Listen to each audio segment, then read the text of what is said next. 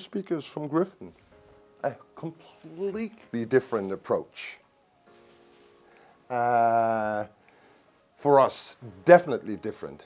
It is also the first time ever we design a speaker where Flemming didn't do the external drawings.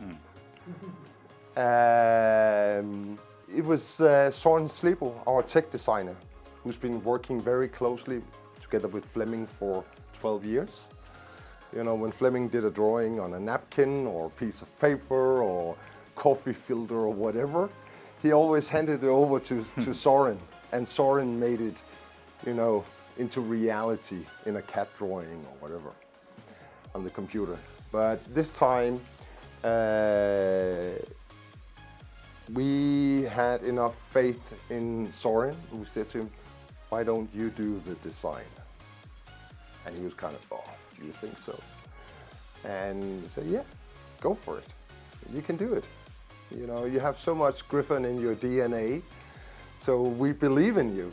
So this is the first exterior design 100% from Søren ever. And we call it like a stealth design because you have so many angles. Probably a little bit compatible to Lamborghini when you see all the sharp edges and stuff like that.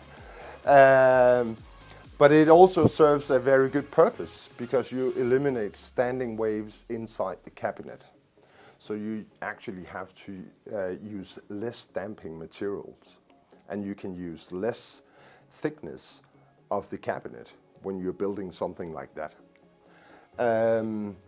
Furthermore, when we're using MDF and HDF in the cabinet, all the angles, first they are we have applied actually pretty thick laminate on top of the wood, and then you paint that laminate so it becomes like constrained layers again, which eliminates resonances in the cabinet.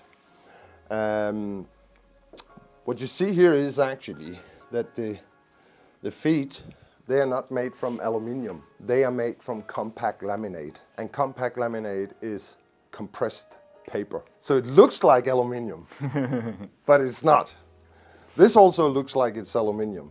This is also compact laminate. The entire crossover is mounted on compact laminate because compact laminates eliminates resonances. So that's why we're using it. It is also the very first time that we are using a beryllium dome. And this is definitely the largest on the market. It's 34 millimeter big. So it's huge. And I remember when our speaker designer, Benno Melgar, he came to me and he said, we're going to use the beryllium tweeter. And I was just like, what? You're not. We are used to use the, you know, we are using the AMT from Mundorf. Yeah. We're not going to use a beryllium. And he said, I'm going to use the beryllium. And I said, okay, let's try. But with the beryllium tweeter, I think he tamed it. So it has so much resolution, so much. It's just so natural listening to it. It's not harsh. You're not actually listening to the tweeter, which is nice. But in the combination with the driver, it is a perfect compromise and a perfect partner to the driver. The driver is that's also first time ever that we are using this type of driver with this type of material. We never done it before. It is carbon fiber diaphragm. The carbon fiber diaphragm is made by a Swedish company, which is called Composite Sound or Techstream. And the driver itself is built by SB Acoustics in Denmark. Then you see this special ring that we have here. This is an impulse response ring, which means that it's attached right on top of the spider. It makes the driver work like a piston. You want to have a conventional driver to work like a piston. But it improves the bass response, especially in the lower frequencies. And that's why we're capable of dropping down to 29, 26 hertz on such a small speaker. That comes from this impulse response ring. Okay. This impulse response ring is made from the same material as you see here again, the POM. The material's consistency is so good that you don't have to CNC machine it. You can actually put it into a machine and then grind it out. And so even though that we are adding on, I think it's 6.2 grams, and normally you don't want to make it heavier, but in this case, because it improves so much in the bass response, we have decided to do it like that. It also has a tunnel port system, which means there is a port on the rear and a port on the front. The speaker itself has actually been designed to be very close to the rear wall. It works perfectly here, out here in the open, but you can play them like this far away from the rear wall, and then have the room to work with together with the speaker.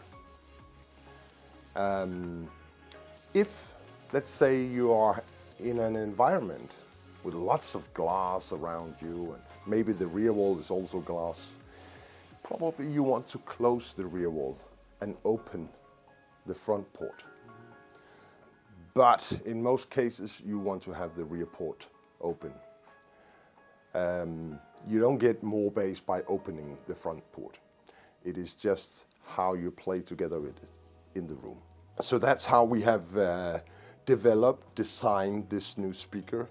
And when you look at all the angles, they are very, very important in terms of the dispersion and in terms of the reflections. We have also attached a small switch on the rear side. It says ultra high frequency. It depends on how far away you play from the rear side walls, how much toe end you have, because the speaker is delivered with a toe end template. So you work from 4 up till, I think, maximum of 16-degree toe, and then you move this switch because then you affect the tweeter. So it's a kind of an adjustment for that.